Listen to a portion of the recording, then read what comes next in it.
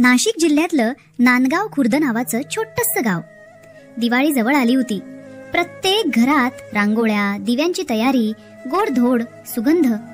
पण गावाच्या शेवटच्या टोकावर असलेल्या एका मोडकळीस आलेल्या झोपडीत मात्र अंधार होता.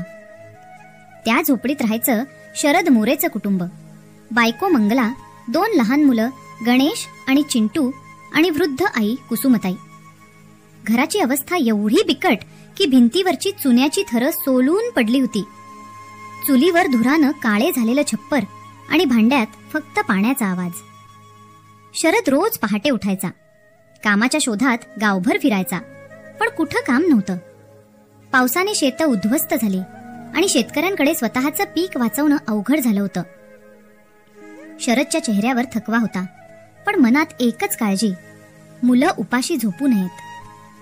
त्या रात्री मंगला चुलीजवळ बसून म्हणाली, अहो, गणेश म्हणतोय बाबा यंदा फटाके घेऊन येतील ना. शरद शांत होता. त्याने दोन्ही मुलांकडे पाहिलं. भुकेनं झोपलेली. त्याच्या मनात काहीतरी तुटलं. तो म्हणाला, मंगला, गावात काही उरलं नाही. मी नाशिकला जाईन. बांधकामाचं काम मिळेल म्हणे. महिनाभर कष्ट केले तर हातात थोडे पैसे येतील. मंगला घाबरली. अहो, एवढ्या लांब? दिवाळीला याल ना? शरदने तिच्या डोक्यावर हात ठेवला. यावेळी नक्की येईन मंगला. मुलांसाठी नवे कपडे घेऊन येईन. या घरातही उजेड लागेल. त्या रात्री तो झोपला नाही. छताच्या बगदाडातून दिसणाऱ्या तारांकडे पाहत तो मनातच देवाला म्हणाला, या दिवाळीत माझ्या घरातही दिवे पेटू दे देवा. पहाटेच्या वाऱ्यात मंगला दाराशी उभी होती. शरदने खांद्यावर फाटकी बॅग घेतली आणि आईने दिलेल्या 2 भाकऱ्या पिशवीत ठेवल्या. मुलं अंगणात धावत आली. बाबा, फटाके आ रहा हो. शरदने वळून पाहिलं. ओठांवर हसू, पण डोळ्यांत पाणी. आणतो रे. यंदा आपल्या घरातला सगळ्यात मोठा दिवा मी पेटवणार. तो रस्त्याने दूर चालत गेला. धुरीत त्याचे पाऊल उमटले आणि काही क्षणांनी तीही मिटली. गावात पुन्हा शांतता पसरली. फक्त मंगला दाराशी उभी राहून विचार करत होती, या दिवाळीत खरंच तो परत येईल का? नाशिक शहरातल्या बस स्थानकावर शरद मोरे उतरला तेव्हा सकाळी उन्हा नुकतीच तळपू लागली होती. खांद्यावरची फाटकी बॅग, अंगावरचा फिकट शर्ट आणि चेहऱ्यावर एकच भावना, काहीही झालं तरी यावेळी दिवाळीला घरी जायचंच. तो आजूबाजूला बघत होता. लोकांची गर्दी, ट्रकचा आवाज, रस्त्यांवर पसरलेली धूळ आणि बांधकामावरून येणारा लोखंडाचा कर्कश आवाज. हे शहर त्याच्यासाठी नवीन होतं, पण त्याला भीती नव्हती. कारण घरी उपाशी मुलं होती आणि त्यांच्यासाठी तो काहीही करायला तयार होता. शरदला एका बांधकाम ठिकाणी काम मिळालं. सकाळी 8 ते रात्री 8. दगड उचलणं, सिमेंट मिसळणं आणि उन्हात घामाने भिजलेलं अंग. पहिल्या दिवशी हातं सुजली, पण दुसऱ्या दिवशी त्याने फक्त एक वाक्य मनाशी ठेवलं, दुखणं सहन करायचं, पण थांबायचं नाही. रात्री झोपण्यासाठी मजुरांसोबत एका अर्धवट इमारतीतल्या कोपऱ्यात तो पडायचा. भिंतीवर ट्यूबलाईट नव्हती, पण तो रोज तारांकडे पाहून घरी असलेल्या मुलांना आठवायचा. त्याच्या शेजारी बसणारा एक वृद्ध मजूर म्हणायचा, शरद, पहिल्यांदा आलास का रे शहरात? तो हसत म्हणायचा, हो रे काका, पण यंदा माझ्या मुलांसाठी कपडे घ्यायचेच आहेत. दिवाळीला मी नक्की पडत जाणार. दिवस जात होते आणि शरदच्या हातावर नवी जखम होत होती. कधी हाताला फोड, कधी पाठीला वेदना, पण तो थांबत नव्हता. संध्याकाळी थकलेल्या शरीरानं तो झोपायचा, पण मनात एकच चित्र दिसायचं.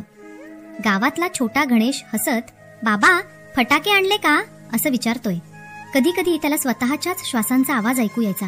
तो डोळे मिटून मनाशी म्हणायचा, थोडं अजून सहन कर, थोडं अजून. आता स्वप्न जवळ आलंय. एका दिवशी जेवणाच्या वेळी त्याच्या हाताला सिमेंटनी भाजलं. मजुरांनी म्हटलं, थांब शरद, आज विश्रांती घे. पण त्याने उत्तर दिलं, घरी जेवण थांबत नाही ना, मग मी कसा थांबू? त्या रात्री तो छताखाली पडला होता. अंग दुखत होतं, पण डोळ्यात चमक होती. त्याने स्वतःशी पुटपुटलं, या हातांनी वेदना सहन केल्या, पण लवकरच ह्याच हातांनी माझ्या मुलांच्या कपड्यांवर प्रेमाने हात फिरवणार आहे. त्याने डोळे मिटले आणि नाशिकच्या धुळीत त्याचं स्वप्न पुन्हा उजळून उठलं. घर, मंगला, गणेश, चिंटू आणि दिवाळीच्या रात्रीचं हसू. नाशिकचा उन्हाळा अंग जाळत होता. सकाळपासून सायंकाळपर्यंत धूळ, दगड, सिमेंट आणि घाम हाच शरद मोरेचा जग झाला होता. दररोज त्याच कामाचं चक्र, त्याच वेदना, पण मनात कायम एकच जिद्द, यावेळी माझ्या घरात दिवाळी उजळणारच. दिवसागणिक शरदचा चेहरा काळवंडत गेला. हातांवर घट्टे पडले, तोंडावर धुळीचं थर बसलं. रात्री जेव्हा बाकीचे मजूर थकून झोपायचे तेव्हा शरद आपल्या गंजलेल्या छोट्या वहीत काहीतरी लिहायचा. आज 300 रुपये मिळाले, अजून 2 आठवडे राहिले, कपडे घेऊनच परत जायचं. त्या वहीत तो रोज आपल्या स्वप्नांची गणितं मांडायचा. गणेशसाठी 1 शर्ट, चिंटूसाठी छोटं खेळणं, मंगल्यासाठी साडी आणि आईसाठी फुलांचा हार. त्याच्या मनात दिवाळीचं चित्र तयार झालं होतं. उजळलेलं घर, मुलांचं हसणं आणि चुलीजवळ बसलेली मंगला. पण नशिबाला त्याचं हसू जड जात होतं. एक दिवस तो बांधकामावर उंच शिडीवर चढला होता. उन्हं तापली होती, अंग थकून गेलं होतं, तरीही तो काम थांबवत नव्हता. सहकारी म्हणाले, शरद खाली उतरा, थोडे पाणी प्या. तो हसून म्हणाला, अजून 2 वीट ठेवतो, मग विश्रांती घेईन. पण त्या 2 वीट ठेवल्यानंतर त्याचे हात थरथरले, घाम डोळ्यांत गेला, दृष्टी धूसर झाली. त्याने पाय ठेवला आणि थोडा घसरला, पण तो सावरला. त्या रात्री त्याला ताप आला, शरीर थरथरत होतं. पण तो दुसऱ्या दिवशी पुन्हा साईटवर गेला. मजुरी कमी होईल तर पैसे कमी होतील, त्याने स्वतःशीच म्हटलं. कामाच्या वेळेत शरद एका कोपऱ्यात बसला आणि हातांनी चेहरा झाकला. त्याच्या मनात विचार चालले, देवा, शरीर थांबतंय, पण मी थांबलो तर माझ्या घरातली दिवाळी थांबेल. त्या क्षणी त्याच्या डोळ्यातून घाम नव्हे तर अश्रू वाहू लागले. तो स्वतःशी म्हणाला, थोडं अजून सहन कर शरद, फक्त काही दिवस उरलेत, मग तू तुझ्या मुलांसमोर उभा राहशील. त्याने थकलेल्या हातांनी पुन्हा वीट उचलली.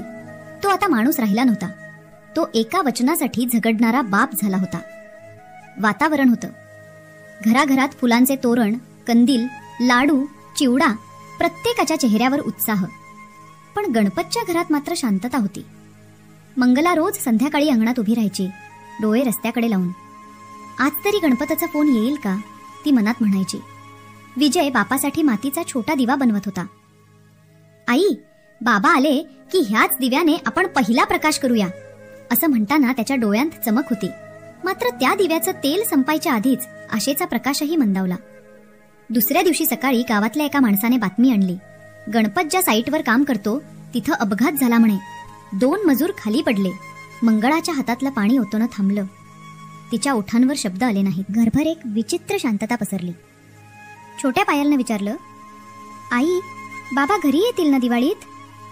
मंगलाच्या डोळ्यांतून थेंब उघडले.